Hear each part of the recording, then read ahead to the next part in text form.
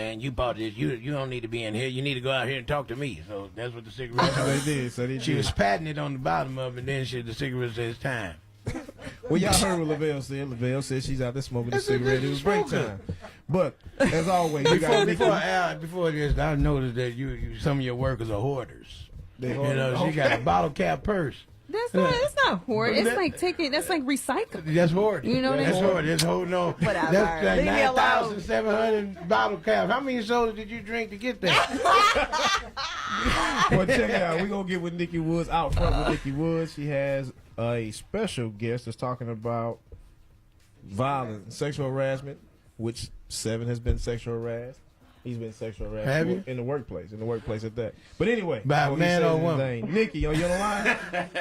Congratulations. We are on the line. How are you? We good. Tell us who you got today. I have Natasha Bowman. Now, the Harvey Weinstein controversy has everyone talking about, as you said, sexual harassment on the job. So Natasha is an attorney, and she is also author of the book, You Can't Do That at Work. Some offenses are obvious, but there are also some subtle ones, too. Welcome to the show, Natasha. Thank you so much for having me. No, absolutely. I'm glad you're going to help us get to the bottom of some stuff here. So now, just a few months ago, the headlines covered conservative news media giants Roger Ailes and Bill O'Reilly. Now it is the liberal movie mogul, as I said earlier, Harvey Weinstein. Now, what do you see with all of them as the common theme in their stories?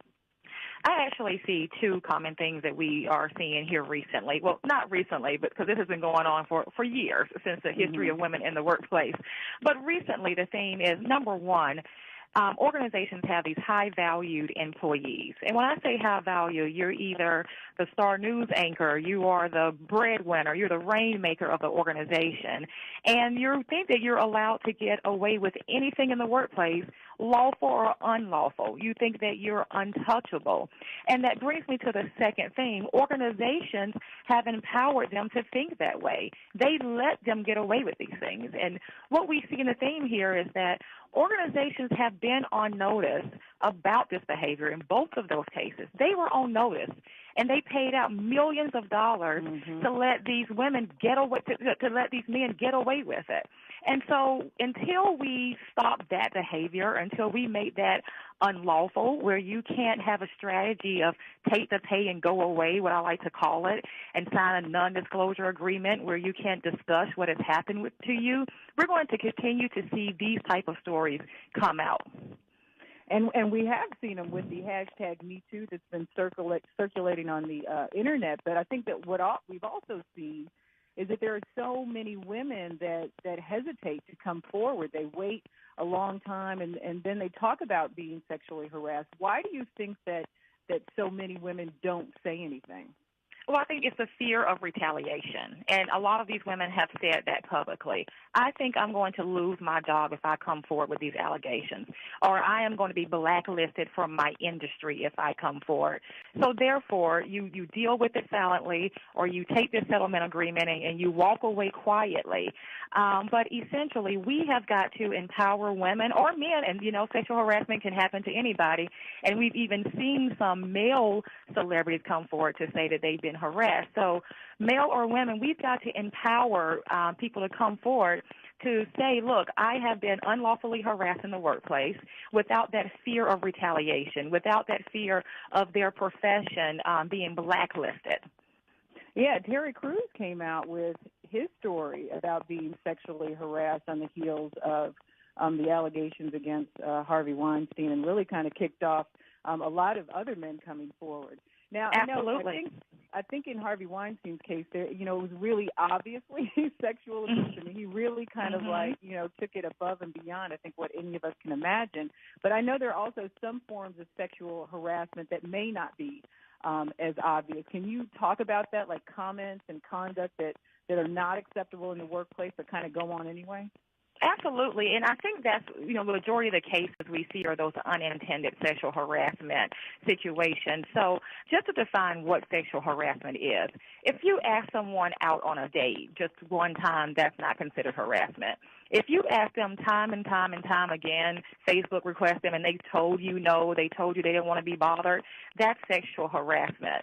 I think a lot of people don't know, and what I like to share with people is that you can be a victim of sexual harassment even if the behavior wasn't aimed towards you. So that means every day if I'm sitting in the break room at work and I'm overhearing comments and conduct about sexual activity or sexual advances or someone describing the body of someone, and I'm hearing that day after day, I can say I'm being sexually harassed, although that comment isn't aimed towards me. And that's a little known fact that people know. Yeah. I was going to say that I was sexually harassed for like 90% of my career. I mean, I think in certain fields, I mean, seriously, like in certain fields like radio and television, I mean, I think a lot of that, that talk is just considered common. It is considered common. Wow.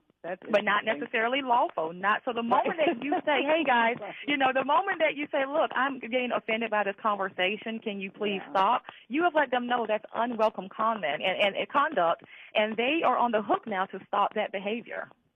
All right. So the first step then is, we all heard men and women, is that you have to make it known that it's offensive before you can move forward then. Right. With sexual harassment allegations. Okay. Natasha, thank you so much. You wrote a book. It's called You Can't Do That at Work, and there's not just one, but 100 legal mistakes that managers make in the workplace. We absolutely appreciate you, being here and shedding some light on, a subject that's kind of difficult to talk about at times. So we appreciate you. Thank you so much. Thank you, Al. Thank you. Thank you. Hey, Natasha, I have a quick question. Yeah. I hear this a lot with people in the workplace. Well, she was asking for it because of what she was wearing. I mean, she's wearing all these short dresses. She wants these comments. What about those situations that you hear in the workplace? That's a myth. No one can ask to be harassed or assaulted, right? So that's a complete myth. And in the moment, again, I can't emphasize enough, the moment that you are told this conduct is unwelcomed. So if someone approaches you with a sexual advance and you reject that advance, you put them on notice that they are harassing you. And it needs to stop, regardless of the way that I dress, regardless of the way that I look. The behavior needs to stop. So there is no such thing as she was asking for it. Very good. Thank you so much. Hey, can I ask you something? Should you take, Terry Crews claim he was sexually harassed. Should we take him serious as he is very muscle-bound and muscular, and he played Big Damon on Friday after next? Should we take him serious that he'll allow somebody to touch your genitalia as big as strong as he's supposed to be? Them muscles plastic. Is there some reason why we should go, oh, God, Terry Crews too? I was guilty when I first read the headline. I thought he was joking. And then when I read the story, he grabbed my genitals in front of my wife. I didn't know whether or not to take him seriously, but he said he was absolutely serious.